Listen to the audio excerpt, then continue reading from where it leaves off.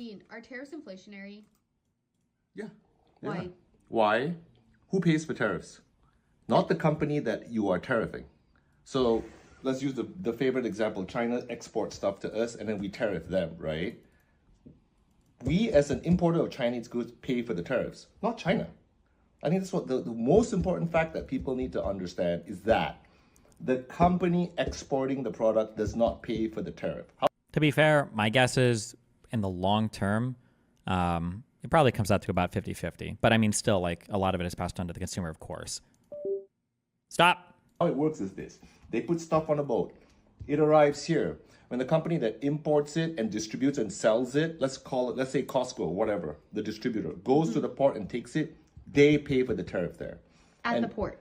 At the port, yeah. It's all clear, when you clear customs. Okay. It's collected there. And basically what happens is when the product reaches the shelves, it's more expensive now. So what would So there's more cost to get well, it's here. like I did that example before, right? Okay, you buy a t-shirt for $10 without tariffs, right? And you sell it here for 12, right? Mm-hmm. When you tariff China $2 on that, then it's going to cost you $12 to get here. You're not going to sell it at zero profit. You're going to have to bump the price up.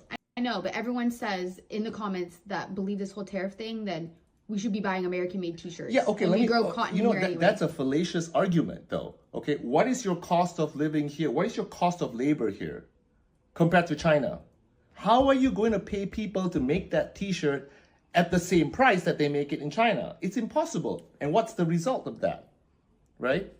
You pass the price increase on the cost of labor, the cost of everything that's more expensive here, regulatory costs, taxes, all that kind of stuff. It costs more to make things here, which is why we only make certain kinds of things here. We don't make t-shirts here anymore. What do we make? An airplane. What do we make? We make American-made cars. We do make them. Well, actually, no. I think we make them in Mexico. We'll do final stage of assembly or higher value add parts to it, basically. It's cheaper. Why does my Stream Deck keep unplugging and plugging back in? Stop making that noise. Stop doing that. Yeah, that's the whole point. So the whole thing that people have to understand about manufacturing, like, oh, you tariff, they're gonna no. The world economic Fuck, Brandon is actually 100% correct. I'm still in that talking point. Tariffs, by definition, have to be inflationary because that's literally their job. The whole point of a tariff is to make a product more expensive so you won't buy it versus another product. If tariffs weren't inflationary, they wouldn't be things. They wouldn't exist. There'd be no purpose in having it. The whole point of a tariff is to say, buy my product, not theirs, because there's a higher tax associated with it. It has to be inflationary, definitionally. What do you call it? The best manner in which for all countries in the world is to trade with each other. It's this concept of competitive advantage. You have low cost of labor in this country, or you have a lot of natural resources. I feel like tariffs would help the low-class, unskilled labor forces a lot more. It will not help them, and they need to suffer for it. I'm so sorry, and it sounds mean, but working-class people, they need to suffer for a little bit. You're getting a job that might pay you $1 an hour more isn't going to offset the fact that your car is going to be more expensive, that your clothes are going to be more expensive, that your food is going to be more expensive, that home repairs are going to be more expensive, that constructing anything is going to be more expensive, that every single thing you buy in the country is going to be more expensive. And if you think that you making $1 or $2 an hour more out of a wage is going to offset that, then get fucked. You should suffer for a little bit. And then after a while, you'll be like, oh shit, maybe there is something to this globalist thing. Maybe having people that can make things cheaper than we can, maybe that is better. Maybe I do like to have more money. Maybe I do like to be able to afford clothes and shit for my kids for cheaper amounts, maybe, you know? But I mean, like, the problem is nobody sees that. If one factory goes down and every single person starts saving 10% a month on all the shit they buy, the only thing people see is that the factory went down. That's it. So I mean, like, it sounds mean, but I mean, like, people need to have people need to understand what's happening when you're voting for things. And you need to see, like, the impacts of what you're voting for. What's going on? Why does this keep plugging and unplugging in? I'm not even touching it. Stop. Why are you doing this? It's fucking with me. Okay.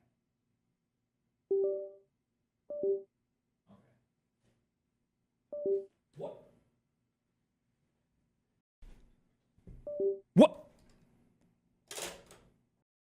One more time, motherfucker. I dare you. I dare you. I double dog dare you. Why can't America own the means of their own production? Because you don't have enough people. You don't have enough people. You don't have enough people. You can't build every single thing. And because you want to build other things, you want to build cooler things, right? Would you rather be making widgets or would you rather be making cars? Would you rather have computer programmers or would you rather have more people working in lithium mines with a pickaxe, right? I feel so stupid. These are just it's the actual Econ 101 stuff. That's not like, well, this is Econ 101, so there's a lot of other exceptions. These are not like things that are exceptions. These are very broad principles of economics. Things like comparative advantage, things like opportunity cost. These are very fundamental, just like, they're not even, I don't even know if I would say these are economics. These are just like life rules that everybody is aware of. Ugh. But what about the argument that the price of X thing is inflated due to government regulation, while when we import it from a country that doesn't have that same regulation, it's unfair to domestic producers? Depending on what the regulation is, we're going to enforce that on imports anyways, no? How would you address economically destitute rural areas? I'm sorry, sounds mean, but you give them money. That's it. You just give them money. You pay them out because these people are economic drags and they always will be, and they don't contribute to the current world. So what you do is you just pay them out. You say, hey, listen, if you want to do these jobs, that's what we do already to red states. That's what we already do to rural areas, right? How the fuck do you think we get an ambulance out to Farmer John's house, right? You think his taxes cover that? Of course they fucking don't. It's Jerome and Jamal who are working in an ultra compact city, who are showing up to their job every day, who are in super high density housing. These are the people that are paying. These are the people that are covering for services for rural areas, right? How does the USPS afford? What do you think is easier? If you guys have ever done a where are my paper route lovers? Where are my paper route boys at? Bro, doing a paper route in an apartment area and high density area versus rural areas or even suburban areas, paper routes in apartments were awesome, especially Sunday papers, because that's what they paid you the most for. I got to go to an apartment building where there's like 24 Omaha World Herald subscribers. Hell the fuck yes. I'm making like $10 in this one stop. Meanwhile, for suburban stuff, you got to go from house to house. If you're doing rural routes, oof, that's brutal. I don't even know if they do delivery newspapers for, it's just so much more expensive. But also, there's nothing wrong with that. I think that's fine. I think it's okay to have a diversity of people that are in this country, including rural people or whatever. I think it's okay to do that and to subsidize their existence. But just be aware that that is what's happening, okay? Family farmers are not the lifeblood of America. That's bullshit. You haven't been the lifeblood of America for decades. The lifeblood of America are our IT services and our dense urban areas that are the king of the chief economic output that we have in this country. But, what are you going to do?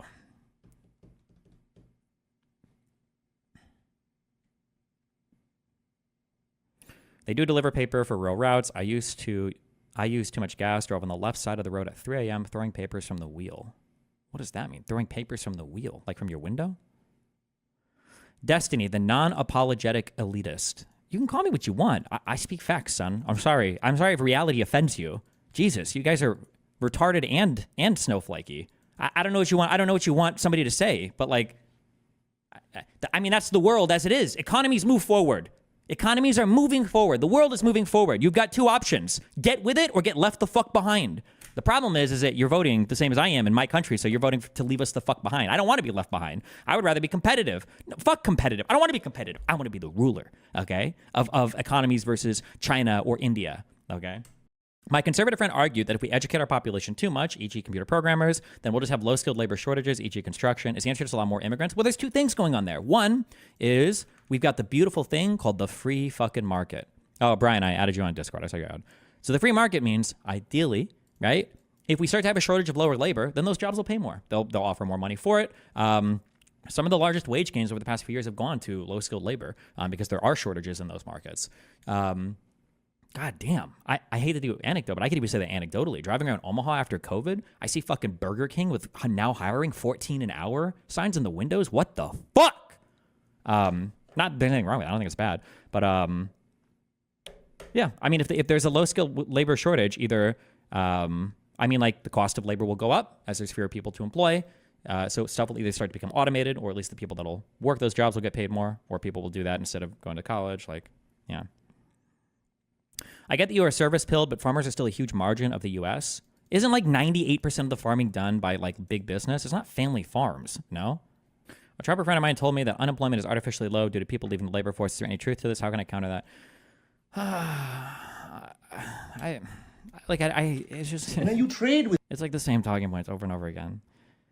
When you talk about unemployment, okay, shorthand, economists talk about a thing called unemployment, okay? Just remember these two terms, U3 and U6. There are different ways to measure unemployment, okay? Commonly, we refer to something called unemployment. It's the U3 unemployment number. What the U3 unemployment number does is it discludes people that aren't seeking work. The reason why is because if somebody's not looking for work, why would you include them in unemployment, right? If you've got 20% unemployment, but like a lot of people just don't feel like working because they're either economically fine, they're in school, they're retired, whatever. Why the fuck would you include these people, right? So you've got like your U3 and this is the number that everybody talks about when they talk about unemployment for good reason. That's why. Now, sometimes conservatives or other equally stupid people will come out of the woodwork and they'll be like, oh, well, actually, real unemployment, and you look at labor force participation rate, it's actually, okay. Labor force participation rate and other types of unemployment measures are measuring different things. For instance, the age of a society. As more and more people get older and leave, I need to check this. I don't know if I think this might include retired workers. This is the percentage of a country's working age population that is employed or actively seeking work. Working age. Does this cut off for retirement? That's what I need to find out. Hold on. Oh, it is 50 to 64. But like as more and more people get older, you're less likely to find people working at the higher age brackets. Even past like 55, they're less likely to work. You might be more likely to find people working at lower age brackets. If you want to talk about like the labor force participation rate, or if you want to talk about like the U6 or some other measure unemployment, you can do that. That's fine. But unless there's been some huge divergence in the numbers recently, which there hasn't been,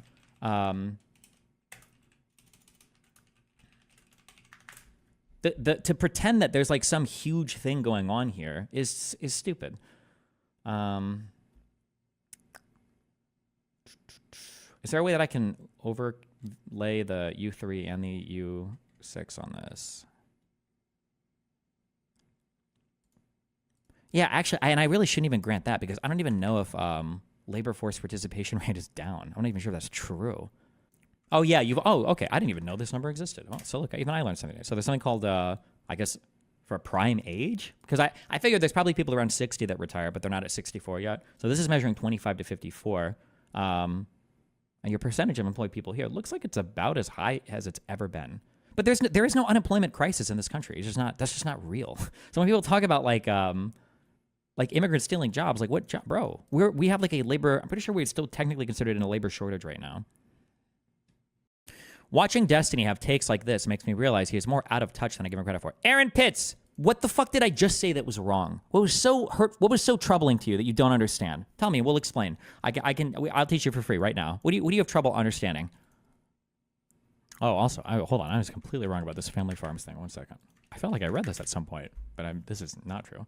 Our research found that family farms remain a key part of U.S. agriculture, making up 98% of all farms and providing 88% of production. So then I thought maybe it was just huge family farms are the ones that are running everything. But then it says most farms are small family farms, and they operate almost half of U.S. farmland while generating 21% of production. So no, never mind. Family farms are a big part of although they do get a lot of subsidies, I think, as well. But not there's anything wrong with that.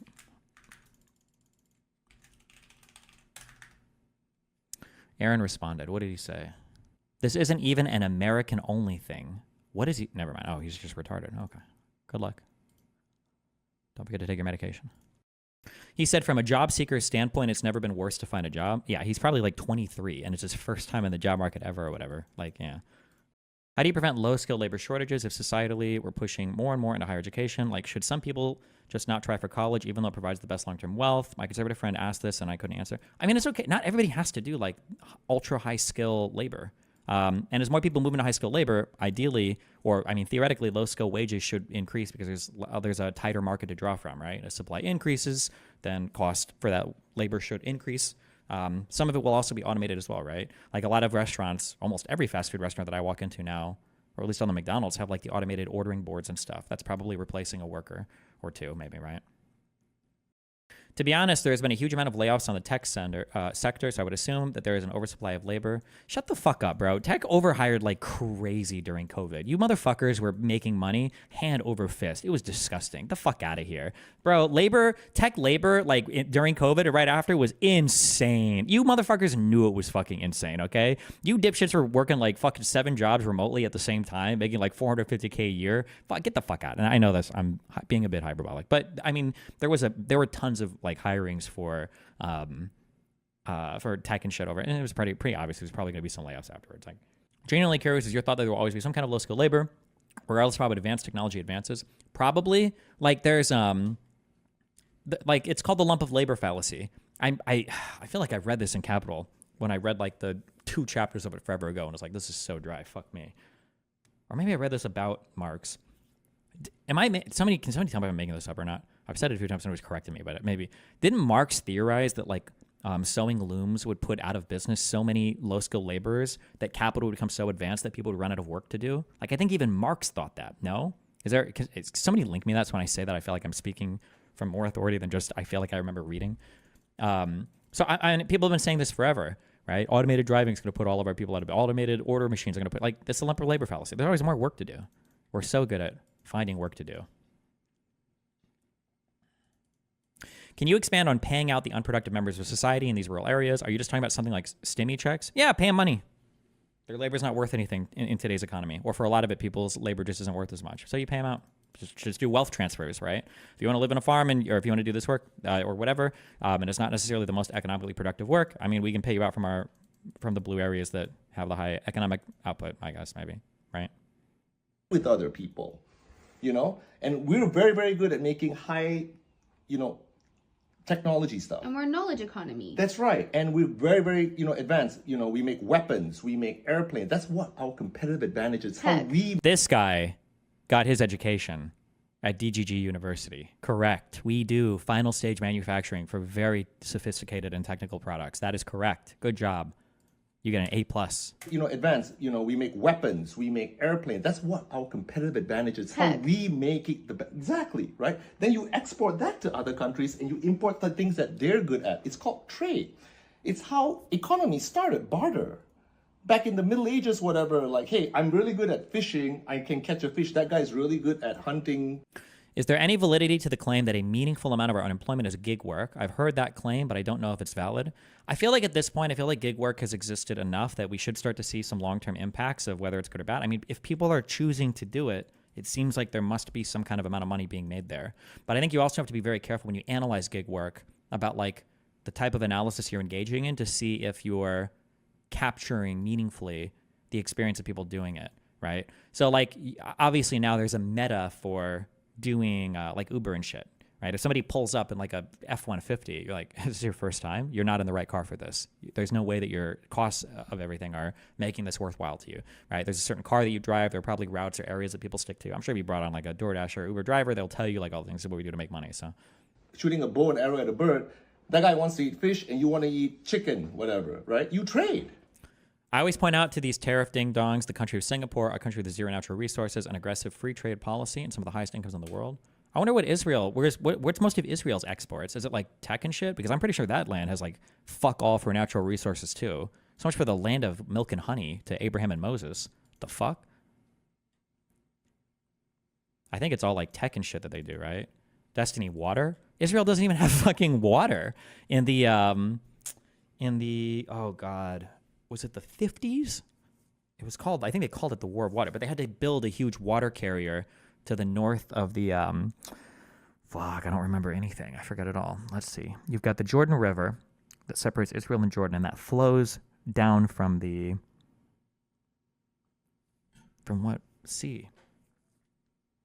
It's not the Red Sea. It's not the Black Sea. It's not the, I don't remember. What's it called? Oh, the Galilee, I think. Is it? Wait. Doesn't a lot of their water come from the Sea of Galilee? Because in the very early parts of Israel, I want to say it was like in the 50s, they were fighting the mini conflicts with I think with Syria and with Jordan, because Israel's like, we're going to start borrowing some water from up here because they need to bring water into their country. So the country doesn't even have fucking water. Although now I think they desalinate a ton. So an arrow at a bird, that guy wants to eat fish and you want to eat chicken, whatever, right? You trade. Because I'm really good at this and that guy's really good at that. That's how trade works. It's competitive advantages. It's the most efficient, right? Everyone wins when you do that. Different countries and different, suppliers of things. It's not efficiency anymore. And what happens when you do that? Everything in everybody's own countries then becomes more expensive when you don't trade openly. Free trade. Okay, like Ed Yardeni says, free trade is ideal. It's not necessarily, fair trade would be a cherry on top because sometimes things aren't fair. China's not fair, no question. But free trade should always be the winner. Got it. So it is inflationary. Yes. Okay. there are arguments to be against free trade, just generally not economic ones. There are economic arguments for it, but that's a longer thing. But like you can tariff some things for like national security reasons or whatever if you want, right? Like that's okay, but you're not doing it for economic reasons. If you want to protect parts of your industry to grow them, you can do that as well. But no one in the U.S. is talking about that. So